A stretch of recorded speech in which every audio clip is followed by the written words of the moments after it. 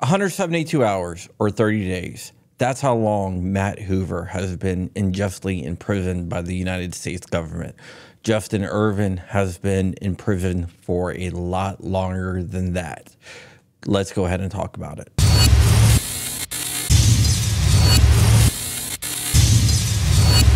What's up, Wolverines? Welcome back to John Crump News.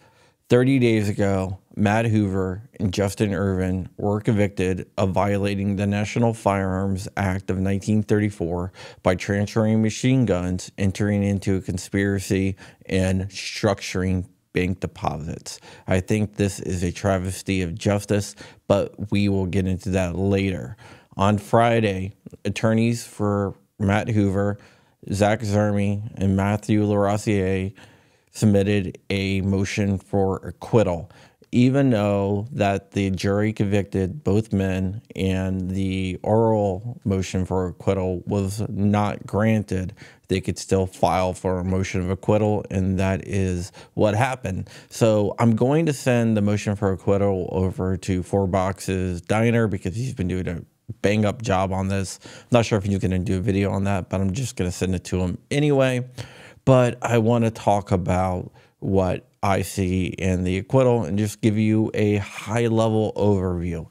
Okay, so what the attorneys for Matt Hoover are claiming is that there's insufficient government evidence to prove anything. One thing that the motion for acquittal brings up a lot is that the auto key card is not a combination of parts.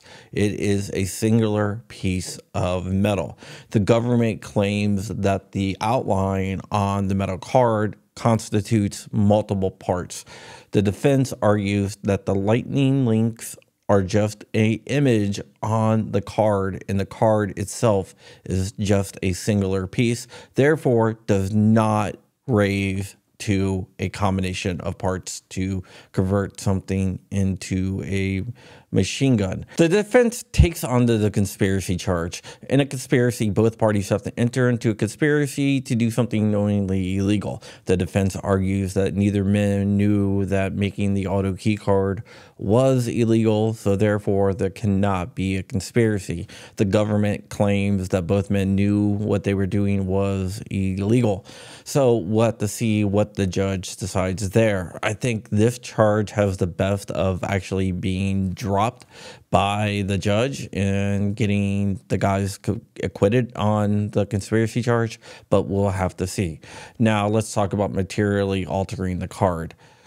The defense claims that the cards had to be materially altered, and the government's own witnesses admitted that. They also admitted that it was a singular piece of metal and not a combination of parts, but there is that. But when they got the auto key card to work, they didn't get it to work by cutting on the lines. If you cut the auto key card on the lines that were on the card, it would not function at all. The guys at the ATF had to cut outside the lines to actually get the auto key card to work, and they had to kind of play with it a little bit to actually get it to work. And they didn't actually get it to work. They got it to cause a malfunction in a firearm known as hammer follow. The jury's instruction said that the government did not have to prove that the auto key card was a machine gun. Hopefully the judge will decide that the government had to prove it was a machine gun, but we'll have to see about that. They also lean on the rule of lenity. The rule of lenity I've talked about a lot, so I'm not going to really go into that, but it basically says if a rule is ambiguous, it has to be decided for the defense. I've done a lot of videos on the rule of lenity, so I'm not going to go into that. All right, now, what do I think will happen? A judge overturning a jury's decision is very rare, but it can happen. And in this case, I do think that it might happen on the conspiracy charge. I am less confident on the other charges, but the conspiracy charge, I can definitely see the judge overturning that. Hopefully the judge overturns all of it and acquits Matt Hoover and Justin Ervin.